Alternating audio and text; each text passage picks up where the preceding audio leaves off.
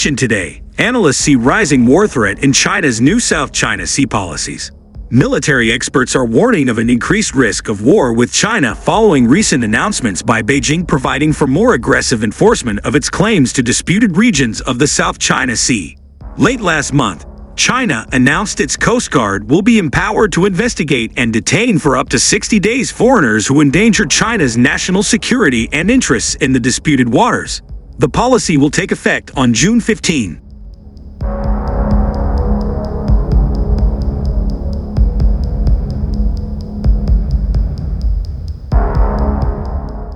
And on June 8, it announced it would permit the Philippines to deliver supplies and evacuate personnel from an outpost on the disputed Second Thomas Shoal, which has been determined by an international tribunal to lie within Philippine waters, only if it first notifies Beijing.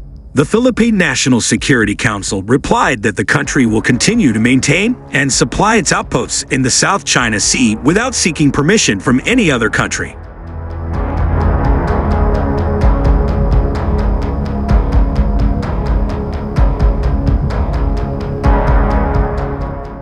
In a formal statement under the Council's letterhead, National Security Advisor Eduardo Ano dismissed the suggestion as absurd, ridiculous, and unacceptable. According to a June 10 report in the South China Morning Post, a survey released by independent polling agency OCTA, research showed that 73% of Filipinos support further military action to safeguard the Philippines' territorial rights, including expanded naval patrols and the dispatch of additional troops.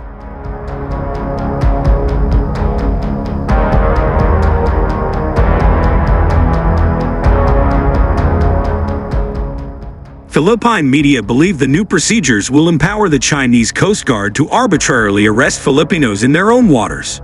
China's claims to almost the entire sea reach into the internationally recognized economic zones of several Southeast Asian countries.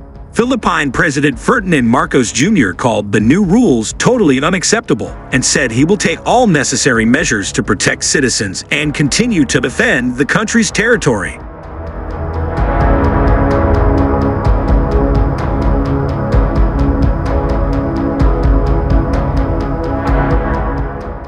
In his keynote speech at the Shangri-La Security Dialogue in Singapore on May 31, the president pointed out that if a Filipino was killed in a South China Sea conflict with China, it would almost certainly cross a red line and come very close to what the Philippines defines as an act of war. John C. Aquilino, former head of the U.S. Indo-Pacific Command, testified before the U.S. Congress last month that Manila could invoke the 1951 U.S.-Philippines Mutual Defense Treaty in such a case.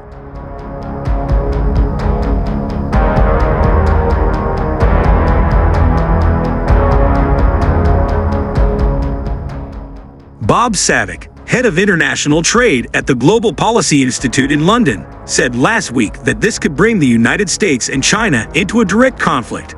The trigger for the First World War occurred on June 28, 1914, with the assassination of Austrian Archduke Franz Ferdinand in a country in Southeast Europe. This time, the trigger could be the death of a Filipino sailor in the tropical waters of Southeast Asia, he wrote in an article published in the Asia Times.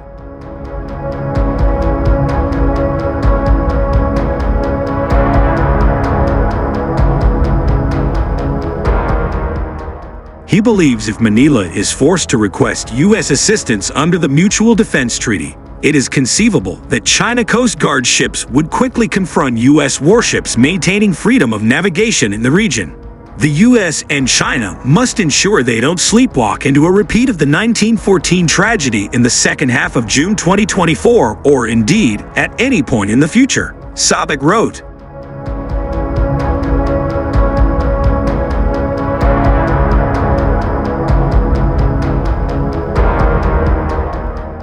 Andrea Chlo Wong, a non-resident research fellow at the Institute for Indo-Pacific Affairs, told VOA at a June 6 seminar hosted by the National Bureau of Asian Research that if the Mutual Defense Treaty is invoked, it might trigger escalation or conflict between the Philippines and China. The safety of Filipino personnel has become the focus of recent rounds of South China Sea disputes.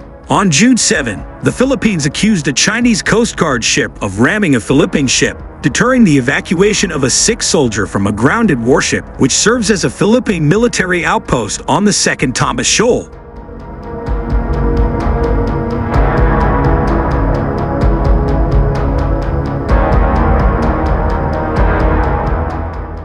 Romeo Bronner, Chief of Staff of the Armed Forces of the Philippines, told reporters June 4 that Chinese Coast Guard officers had seized some food that a plane dropped for Philippine naval personnel aboard the aging warship. He also released video of the incident. AP reported. Despite the rising tension, Oriana Schuyler Mastro, a Center Fellow at Stanford University's Freeman Spogli Institute for International Studies, told VOA that the possibility of World War AGE breaking out in the South China Sea is not high.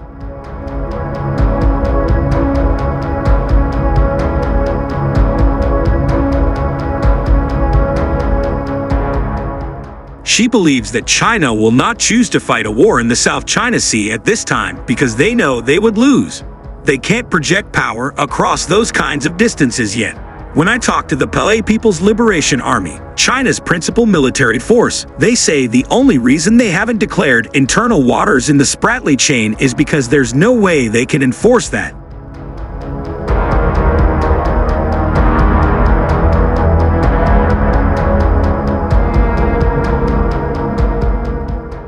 The United States Coast Guard has promised to send assets to the South China Sea to help Manila uphold sovereign rights in its exclusive economic zone, abs-cbn News said Tuesday, citing the Philippine Coast Guard.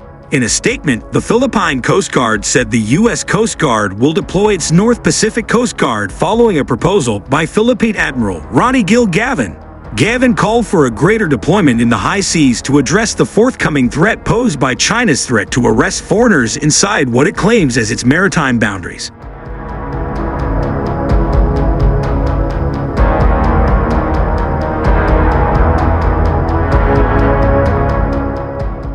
In a research report released last month by the National Bureau of Asian Research, Michael Shoebridge of the Strategic Analysis Australia pointed out that collective action by the Philippines and its allies could effectively reduce risks in the South China Sea. The risk of such collective action escalating into conflict is real. However, it could be mitigated by the militaries clearly acting within international law and coordinating a united political response to demonstrate and communicate this, he wrote. That would counter Chinese efforts to intimidate others and cast such lawful action as aggression.